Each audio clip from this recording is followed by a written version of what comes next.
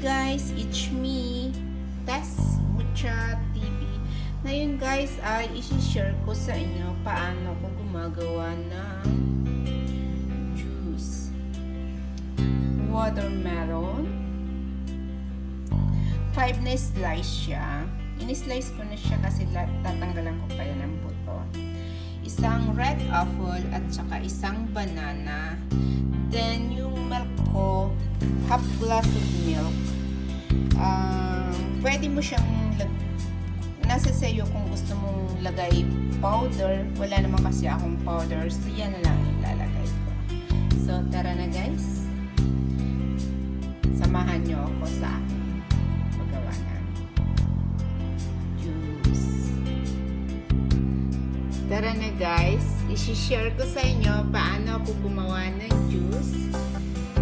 Watermelon, apple, and banana with milk. So, tara. Unahin natin itong watermelon. Tatanggalan ko siya na ito, pero hindi, konti lang naman ito. Kaya mabilis lang. So, napaka-healthy nito. Itong lagi namin lola. Kaysa bibili ako yung ready na nito. So, ang gagawa na lang ako.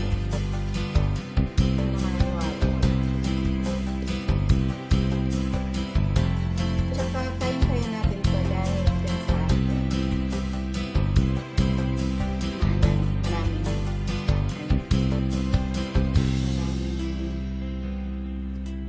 watermelon. Hindi maputo.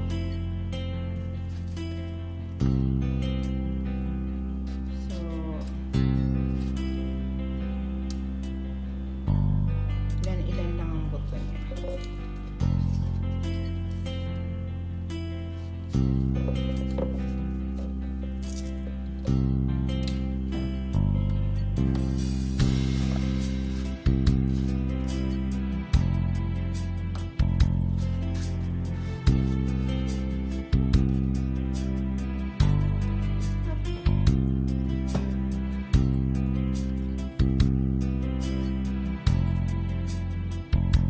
Mangilan-ngilan lang ang buto niya.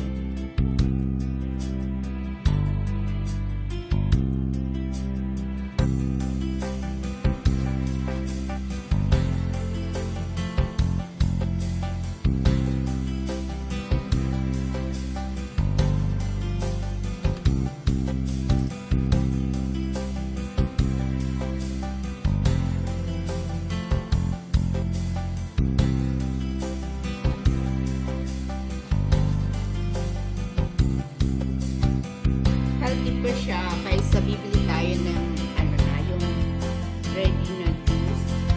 So, gagawa na lang kayo sa bahay.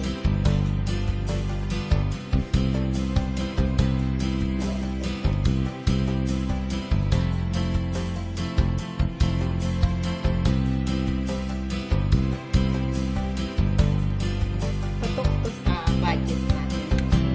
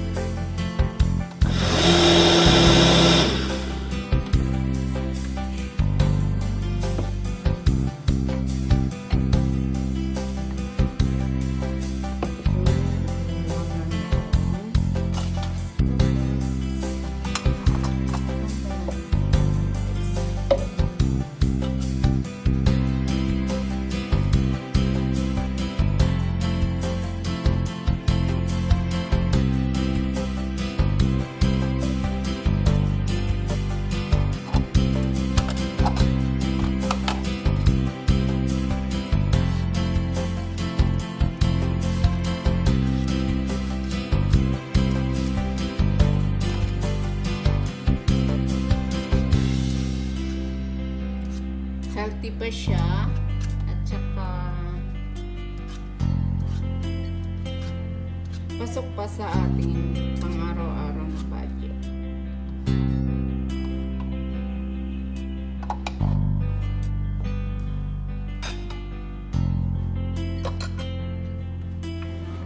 Chopping board.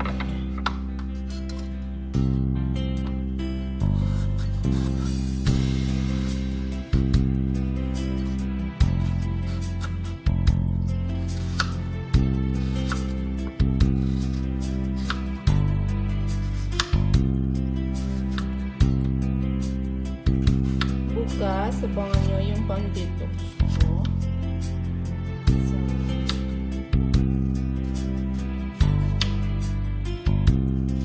i-share ko sa blender lang yung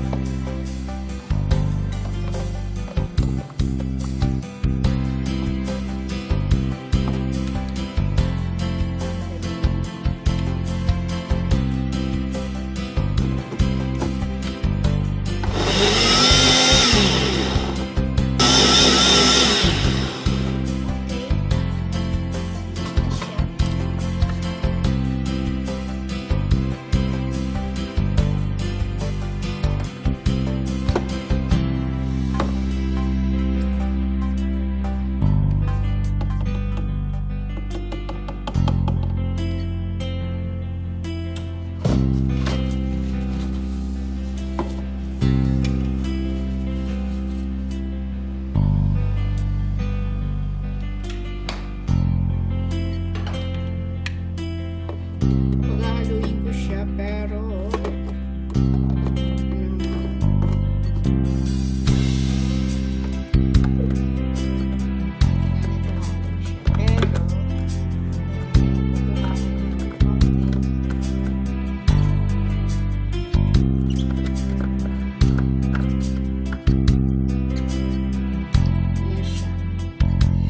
ito yung banana and apple at ito yung watermelon.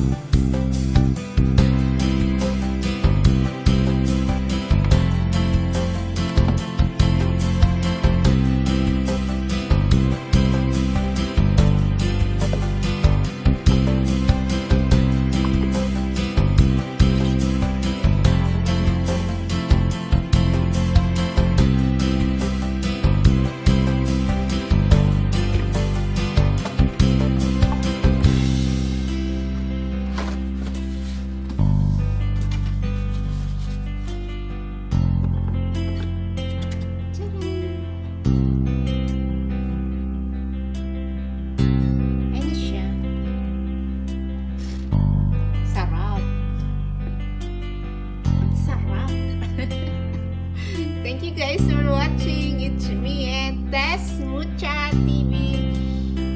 Kung hindi pa nakasubscribe sa aking channel, please subscribe my channel and please click the notification bell at para ma-update kayo sa mga susunod kong video.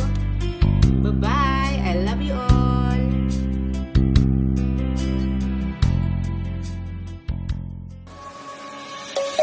Let's sing a song full of hope, full of pain.